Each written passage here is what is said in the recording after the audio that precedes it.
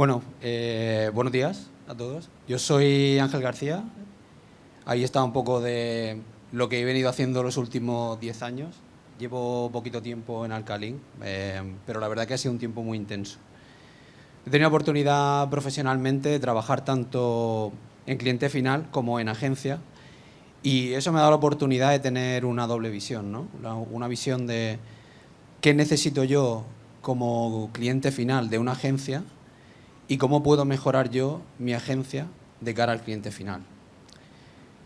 Ahora en Alcalín estamos con un modelo ciertamente disruptivo y que yo no había visto en ninguna agencia, que es un modelo 360 transversal entre los propios equipos y transversal con los proyectos, ¿no?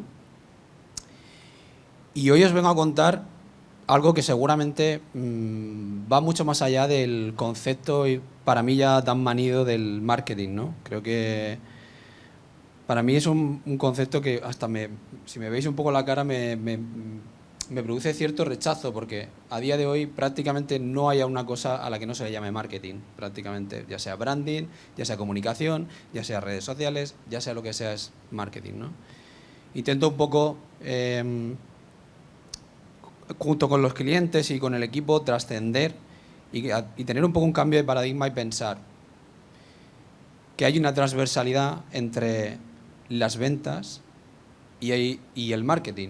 Y eso significa, para mí, un nuevo concepto, un concepto que lleva cierto tiempo, que es el negocio, ¿no? Al final, los clientes vienen a nosotros por una cuestión de negocio, por una cuestión de facturación, por una cuestión de rentabilidad, ¿no?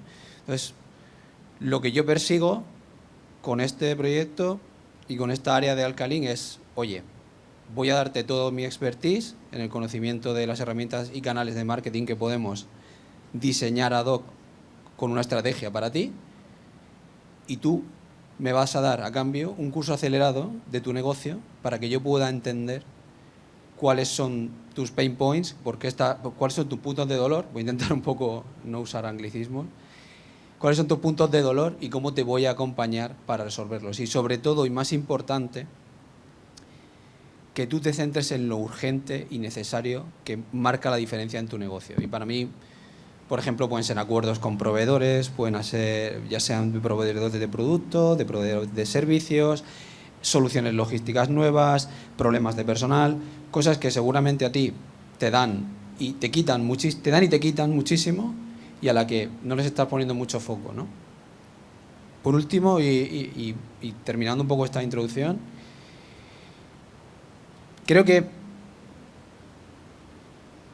se tiende mucho a pensar que el marketing es un gasto, ¿vale? Y cuando vienes desde ese punto de vista, pues bueno, toca hacer mucha pedagogía, porque al final el marketing en realidad es una inversión, ¿vale? No significa que esa inversión siempre sea la que esperamos, ¿no?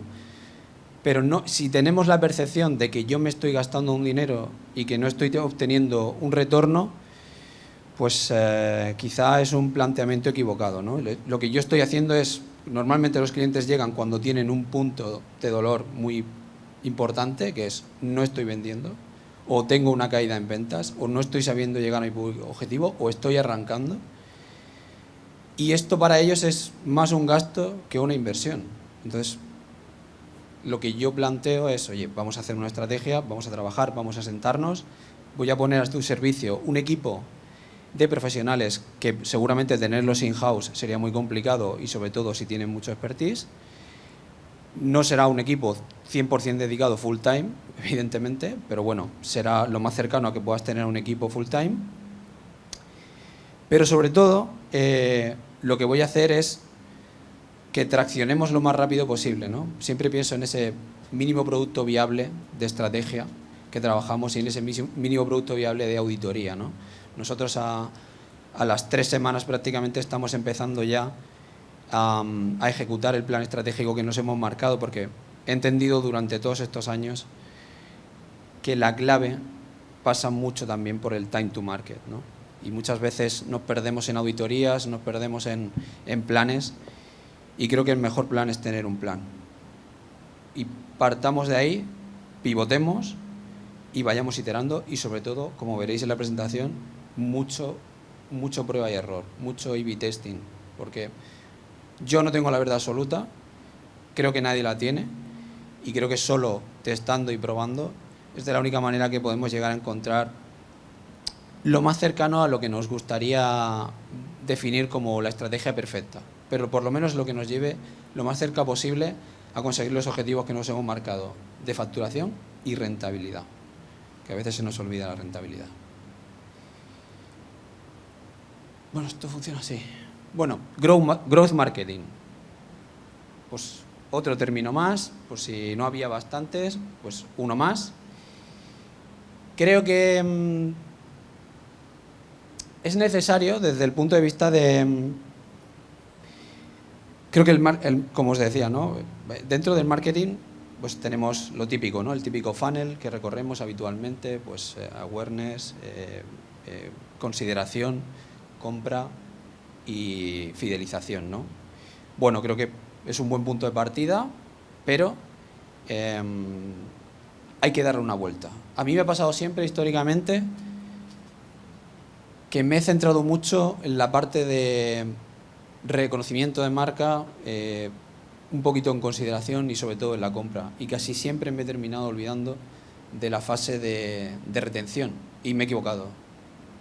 Me he equivocado y sobre todo cuando ves las cifras, porque resulta que aproximadamente cuesta entre 4 y 5 veces menos que convierta un cliente que ya nos ha comprado. Lo cual, si pienso en costes de adquisición, por ejemplo, de PC Componentes, que los sé, que están entre 29 y 30 euros, pues si hablamos de teniendo en cuenta su recurrencia, si apuestan por los clientes que ya han tenido, pues imaginad lo que bajan los costes de adquisición. Eso es una verdadera locura, ¿no? Y a mí me ha pasado. Con el tiempo lo he ido entendiendo, ¿no? Que creo que es muy importante cuidar esa parte del funnel. Y eso es precisamente... La parte de growth marketing viene precisamente a centrarse en gran parte con estrategias muy potentes en esa última parte del funnel que tanto yo he olvidado y que creo que muchos olvidamos. Al final incluso pensamos que la última parte del funnel son las opiniones de cliente. Sí y no. Es solo una pequeña cosa de todas las estrategias que podemos llevar a cabo en la fase final del funnel, ¿no? Yo tengo 40 años, vengo de la Encarta y después de la Wikipedia, ahora está ChatGPT. Y ChatGPT dice que el growth marketing es una estrategia enfocada en el crecimiento rápido y sostenible de una empresa utilizando un enfoque en datos, experimentación constante y optimización de todo el ciclo de vida del cliente. Combina marketing, tecnología y análisis para maximizar la adquisición, retención y monetización de usuarios de manera eficiente. Pues yo no sé qué hora es exactamente ahora mismo, pero leo esto y a mí lo que me pasa es un poco esto. A mí no... Mucha letra, no creo que me haya quedado claro el concepto y creo que me aburriría bastante leerlo, sinceramente. Entonces creo que ChatGPT tiene muchas cosas buenas, pero por lo menos para hoy no me sirve. Para escribir posts en el blog sí. ¿Qué diferencias hay, como os decía, entre la parte del funnel growth y el funnel de marketing digital habitual? A la derecha tenéis lo que ha sido siempre el funnel, con la parte de awareness, de consideración y de conversión y de fidelización. ¿Qué diferencia hay con el funnel de growth? Bueno, que después de haber recorrido esa primera parte, activa una segunda, que se llama ARR, o, que me ha hecho mucha gracia, el nombre, el funnel pirata. Por lo de AR. En fin, un poco justito, muy temprano para esto, perdón. No es mío el nombre, ¿eh? ¿Y qué pretende un poco este funnel, no?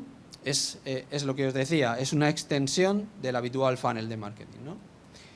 Si pasamos por cada uno de sus fases, vemos que tiene una fase de adquisición también. Para mí el objetivo siempre en el growth marketing es usar estrategias que sean low cost, ¿vale? Creo que no, es para mí un concepto que es, oye, es muy fácil decir que sí a todo cuando tienes todos los recursos. Lo que es difícil es decir que no a qué cosas, porque no tenemos todos los recursos. Todos los proyectos no tienen todos los recursos y aunque los tuvieras, para mí no se diría una decisión inteligente, ¿no? Entonces, en la fase de adquisición, igual que en la fase de awareness, pues tenemos multitud de canales que podemos trabajar. Evidentemente, pues el SEM, el SEO, el SEM, con pequeñas inversiones ya sabemos que podemos empezar a posicionar nuestra marca o nuestro producto. Con el SEO, bueno, pues es una inversión a largo plazo en nuestra marca. Con el social media de manera orgánica, desafortunadamente, gracias a todos los creadores de redes sociales, por ir capando cada vez más de manera orgánica el tráfico solo para que paguemos, pero se pueden seguir utilizando y tenemos que ser originales y creativos y tenemos que hacer ese que parece que se ha abandonado en cierta manera, ese marketing de guerrilla que, por ejemplo, en un chollómetro he visto tanto o en su momento en Hawkers se hacía, ¿no? Parece que nos hemos ceñido a hacer ya el básico, el ABC. No, ahora hay que hacer AdWords, hay que hacer email marketing, hay que hacer automatizaciones y hay que hacer, me lo invento, social media. Vale, está muy bien. No digo que no haya que hacerlo, pero no es coger una tabla rasa y aplicarla a todos los proyectos. Porque cada uno tiene su idiosincrasia, porque cada uno tiene un público objetivo, porque cada buyer persona es distinto. Y que creo que para mí el marketing es creatividad, es originalidad, es, oye, tenemos una ventaja competitiva, vamos a explotar esa ventaja competitiva. Y creo que eso pasa muchas veces por ir a esas acciones de marketing de guerrilla que muchas veces se abandonan simplemente por un solo hecho, por el que el día a día nos absorbe a todos y no tenemos tiempo. Yo he estado en proyectos que hacía un brainstorming semanal, porque veía que el proyecto era muy plano, no crecía, no tenía nada que marcase la diferencia. Y creo que es importante tenerlo en cuenta, ¿no? Bueno, pues esto es un poquito, en la parte de adquisición, lo que haríamos en el funnel pirata. Sobre todo pensando en acciones que sean low cost. Aquí descubrí mucho más de lo que pensaba. Aquí hay, me atrevería a decir, oro. ¿Por qué hay oro? Porque vemos que está la web, vemos que está el producto, vemos que está el CRO, vemos que están los mapas de calor y vemos que está el A/B testing. Hablaba anoche, no recuerdo con quién, en una de la cena y decía, es que muchas veces desde SEM me dicen, los vídeos que hemos puesto no han convertido ninguno, tenemos que grabar 50 vídeos nuevos. Vale. Bueno, pues Celia, tenemos que grabar 50 vídeos nuevos. Pero la realidad es que, ¿por qué tenemos que grabar 50 vídeos nuevos? Bueno, lo que tenemos que hacer realmente es medir qué ha pasado con esos 50 vídeos, cuánto tiempo se han quedado los usuarios en esos vídeos, cuáles son los que más engagement han generado, por qué no han generado ese engagement, tenían el hook adecuado, tenían los enlaces adecuados, era el mensaje, era la persona. Hay que analizar, hay que ir un poquito más lejos, ¿eh? No es una cuestión de hacer vídeos, no es una cuestión de hacer cosas. Vosotros que estáis aquí, y yo incluido, somos expertos en poner en nuestra agenda un montón de cosas para hacer y al final del día decir, no he hecho nada. Y esto es una realidad. Entonces, hacer 50 vídeos sin tener en cuenta qué ha pasado, de por qué, si yo me voy a mis mapas de calor en la web de un usuario que viene un vídeo, y veo su comportamiento en la web, puedo detectar que es que resulta que cuando ha añadido el producto al carrito, en la versión móvil, el carrito no se ve bien. Y yo eso no lo habría visto.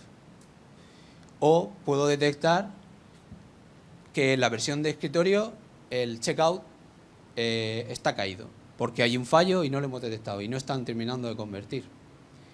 Entonces, esas auditorías CRO que nosotros hacemos en el equipo de 360, al final las decide aplicar el cliente o las aplicamos nosotros, eso es una opción que dejamos un poco a libre elección, nos dan muchas pistas y nos dan muchas oportunidades de crecer y de captar ventas de una manera, con un coste de adquisición muchísimo más bajo que el que tenemos habitualmente usando canales de pago, pues como pueden ser Google Ads, como puede ser SEM, como puede ser Sales Navigator, que usamos también habitualmente, o cualquier otro de estos canales.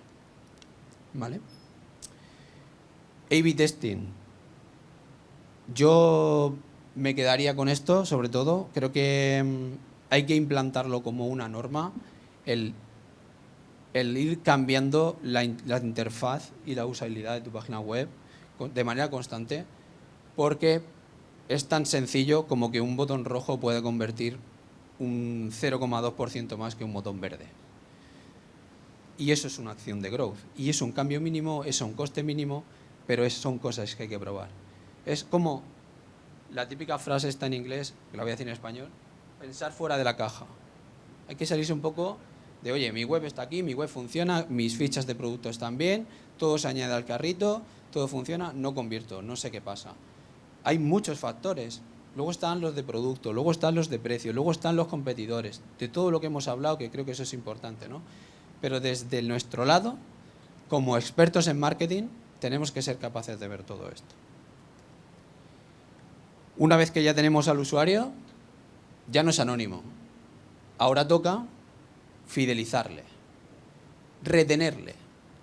¿Y cómo lo hacemos? Normalmente yo lo que suelo hacer es montar un calendario de promociones y acciones. Y promociones y acciones no significa que van contra mi margen, significa que son promociones y acciones que yo voy a hacer, unas que puedan ser temáticas y otras que puedan estar pagadas por mis proveedores o cofinanciadas por mis proveedores. Por ejemplo, yo puedo vender espacios, si tengo el tráfico suficiente en mi página web, puedo vender espacios en categorías, en la home, en un montón de sitios en los que puedo tener la capacidad de tener más fondos de marketing para invertir en precio y poder ser y ofrecer precios quizá más bajos en una promoción en octubre, cuando es un mes ciertamente más valle en espera de los últimos 3 meses, noviembre, diciembre, enero, ¿no? Y por otro lado, el email marketing y las automatizaciones, ¿no? Han venido hace unos años para quedarse.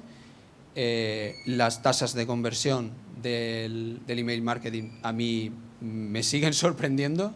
La verdad que creo que hace 2 años y medio no creía absolutamente nada en el marketing, en el email marketing, pero estuve en un proyecto en Power Planet y me demostró que efectivamente estaba equivocado. Y me alegro, porque creo que así es como más he aprendido, ¿no? Y por supuesto las automatizaciones. Y esto de las automatizaciones es un mundo precioso y del que cada vez aprendo más, ¿no? Ya no lo llamo ni automatizaciones, yo lo llamo un círculo virtuoso. ¿Por qué?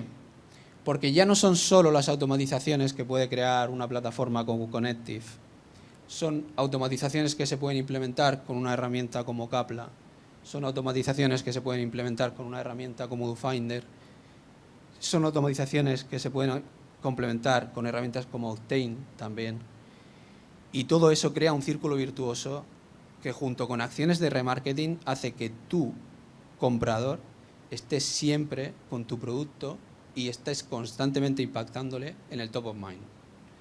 Entonces, automatizaciones es un concepto muchísimo más extenso que hacer workflows en Connective. Es algo para pensarlo y creo que es algo que para la retención funciona muy muy bien. Y el coste, os digo de verdad, lo he puesto en la primera slide, son acciones low cost. No estamos hablando de invertir 10.000 euros en paid todos los meses. Estamos hablando de acciones low cost. Muy importante, en el equipo 360 lo hablamos constantemente, la parte de referidos. Dejo datos, que creo que hablan más que dato mata relato, que se dice esta frase de cuñado, un poco, pero es una realidad. El dato mata el relato. El 81% de los usuarios confían en las recomendaciones de amigos y familiares antes que en la de las empresas. Pues eso es growth. El coste de adquisición realmente bajo. Y la importancia de un buen CTA. Retener a un cliente retener a un cliente cuesta entre 5 y 7 veces menos que captar a un cliente nuevo. Os lo he dicho al principio de la presentación. Si PC Componentes está en 30 euros para captar a un cliente, pues si le cuesta 7 veces menos, calcula con la calculadora, Celia, por favor. Bueno, ya sabéis el dato. Y una cosa muy importante, ¿no? Yo, cuando estoy aquí en este punto, soy un firme defensor de las marcas. Lo siento, soy un firme defensor de las marcas. Cuando los proyectos me vienen y me hablan y me dicen mi diferenciación es el precio, pues se me echa a temblar, porque al final siempre puede estar Adrián en su casa montando una web con dropshipping, haciendo FBA con Amazon, sus costes de estructura es su luz y su portátil, y como tiene un montón de información, pues él realmente no tiene que hacer mucho más. Sin embargo, hay proyectos que vienen, que tienen costes de estructura, que tienen muchos metros físicos de exposición y me comentan que su diferenciación es el precio. Pues es muy arriesgado. Es muy arriesgado que tu diferenciación sea el precio, y creo que es algo que hay que abandonar cuanto antes, ¿no? Por eso digo que hay una paradoja que para mí es muy importante, ¿no? Si tú tienes un producto, pero nadie sabe que lo tienes, al final no tienes nada. Pero al revés, si tú tienes una marca que todo el mundo sabe que la tiene, pero ese producto no acompaña a las expectativas que tú has creado con tu marca, te van a comprar una vez, pero ya no te van a volver a comprar y no te van a volver a recomendar. Por lo tanto, habrás conseguido la mitad del camino. Esto lo añado al discurso anterior, ¿no? Creo que el poder de la marca es necesario y tiene que tenerse en cuenta esos dos factores. Una buena marca tiene que ser bien comunicada y tiene que tener un buen producto, ¿vale?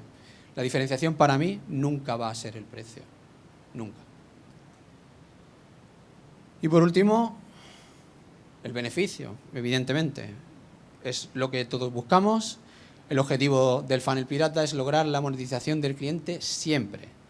Por lo tanto, hay que tener métricas clave como el ingreso medio por usuario o el valor de vida de un cliente para que estén presentes en todo el proceso de medición, ¿no? Esto es algo que es muy relevante.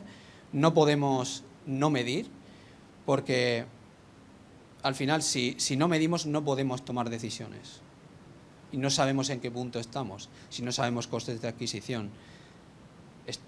Estamos disparando sin saber realmente hasta cuándo vamos a poder hacerlo, ¿no?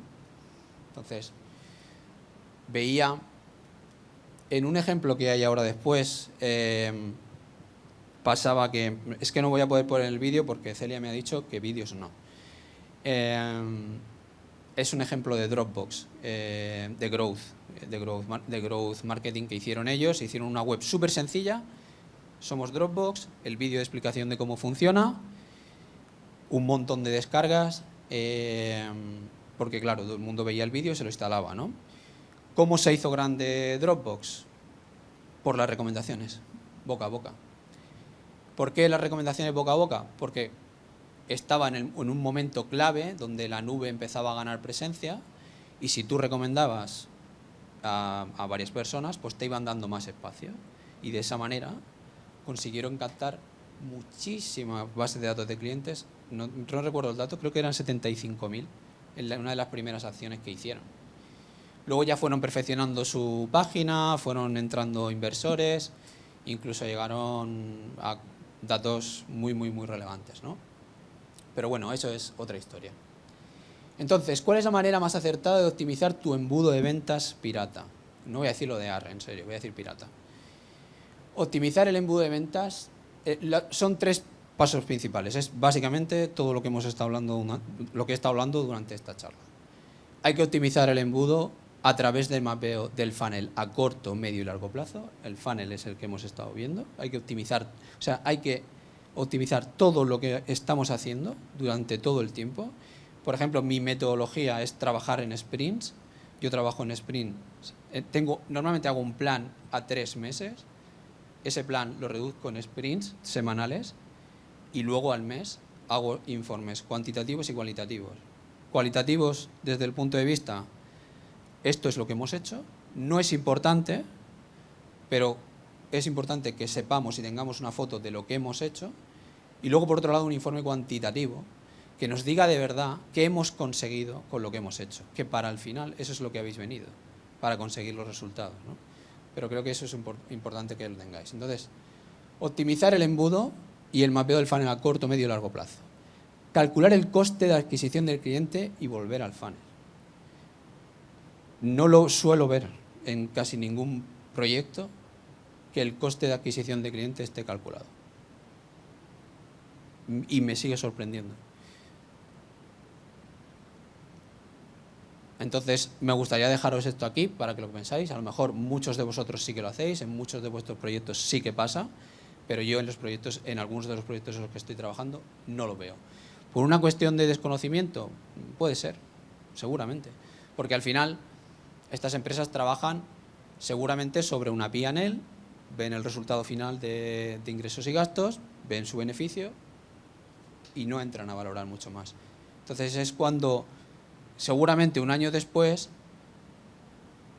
el beneficio ha bajado y no terminan de entender por qué ha pasado. Entonces cuando vienen a calcular estos datos intermedios que dan tantísima información. Puede ser que los costes de adquisición hayan subido por una cuestión de que los costes en paid lo hayan hecho. Y por último, tener siempre en cuenta que cuanto más bajo sea el valor del ciclo de vida del cliente, más rápido hay que pasar de un proceso a otro. Es decir, si estamos viendo que nuestro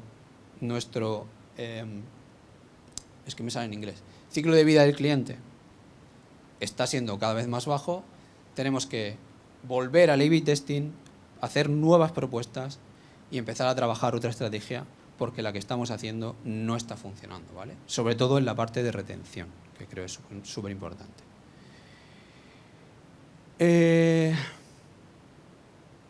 A corto plazo, voy a ir un poquito más rápido, ¿no, Celia? Porque no sé cómo voy de tiempo. Vale, perdón.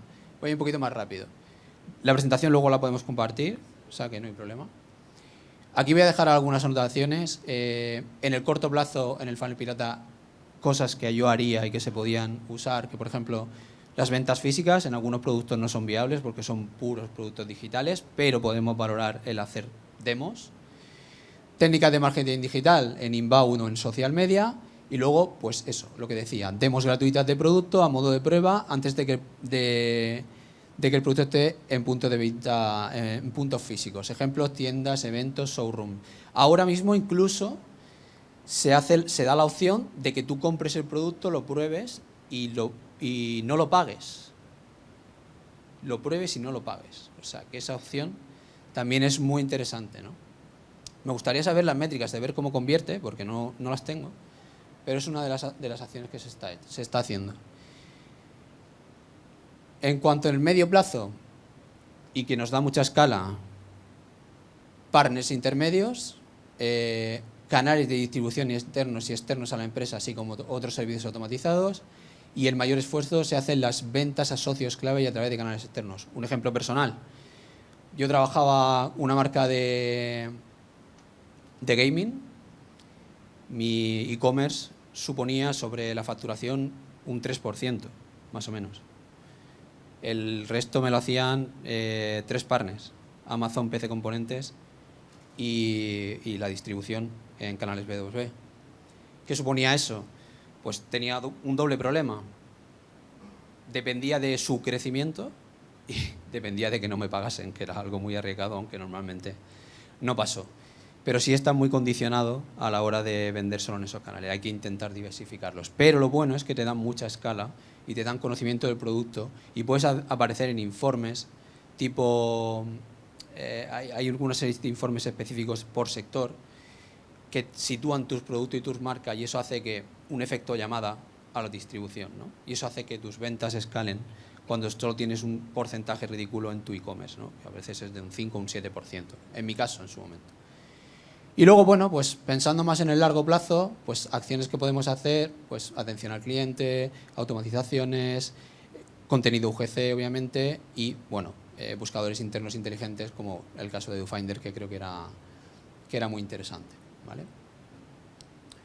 ¿Con qué tiene que contar una estrategia de growth marketing? 3 pilares principales. Hemos hablado de métricas, que creo que es lo principal.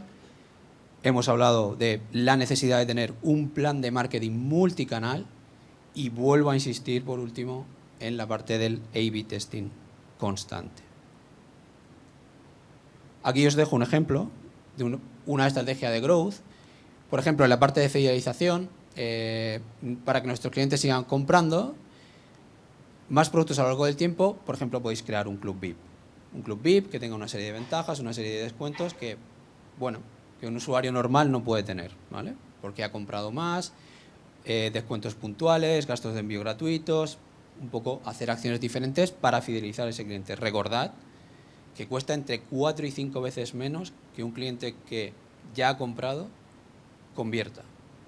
Eso es importante. Luego, programas de recomendación. Lo que os decía, se estima que el 83% de las personas confía más en las recomendaciones de amigos o familiares que en otra fuente de publicidad. Captación de leads. En nuestro equipo tenemos un squad que está formado por Celia, Carlos y Miguel Ángel, que diseñan estrategias de captación de leads para todos los proyectos. Y por último, un compromiso en la parte superior del embudo, ¿no?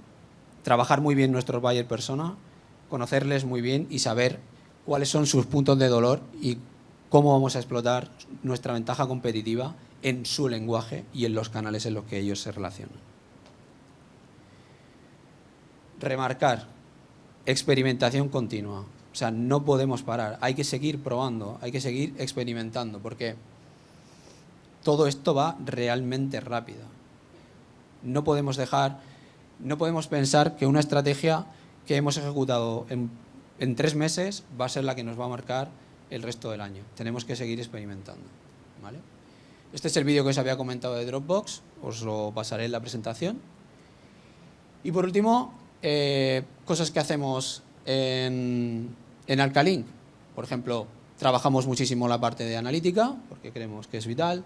La parte de A/B testing, me repito, los mapas de calor para saber comportamiento de usuarios, captación de leads, ya lo hemos hablado, análisis de CRO y por último, algo nuevo que hemos implementado que es el Mystery Shopping.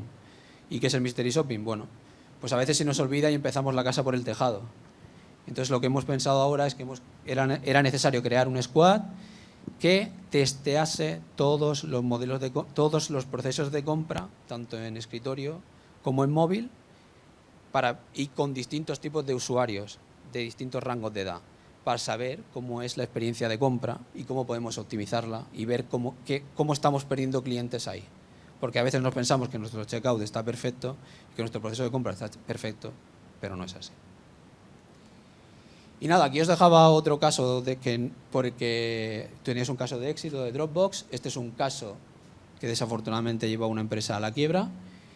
Tenían un modelo freemium, empezaron muy bien, una buena base de datos, pero el problema es que cuando pasaron a su modelo de pago no supieron transmitir su valor añadido o el valor añadido que las funcionalidades de pago aportaban y desafortunadamente terminaron desapareciendo. Además, no tuvieron en cuenta costes operativos de estar en cloud y desaparecieron.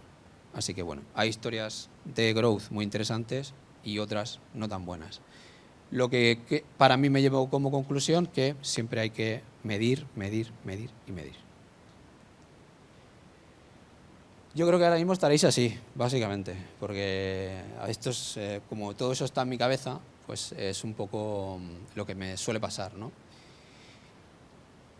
Yo estoy aquí para eso, precisamente, para tener yo esto en la cabeza y que vosotros os centréis en lo importante y en lo urgente. Y el urgente y lo importante es acuerdos con proveedores, es en la distribución, es en la logística, es en la gestión de personal, es en decirme cuáles son los objetivos, cuál es la rentabilidad, es en hacerme entender cómo es vuestro negocio, en acelerarme y que yo conozca vuestro sector, vuestros competidores y que os centréis en eso. Y yo haga esto con el equipo. que os enseñe cómo lo estamos haciendo, que lo vayamos revisando mes a mes y que tomemos decisiones. Esto es la conjunción de vosotros, que estáis en ese lado, y nuestra. ¿Vale? Y bueno, este es el sistema Alcanzalo 360, inserte publi aquí. Y nada, os dejo un poco esta pregunta. Que penséis en qué punto del camino os encontráis y hasta dónde queréis llegar. Y perdón por el tiempo, Celia. ¿Puedo pinchar tu micrófono?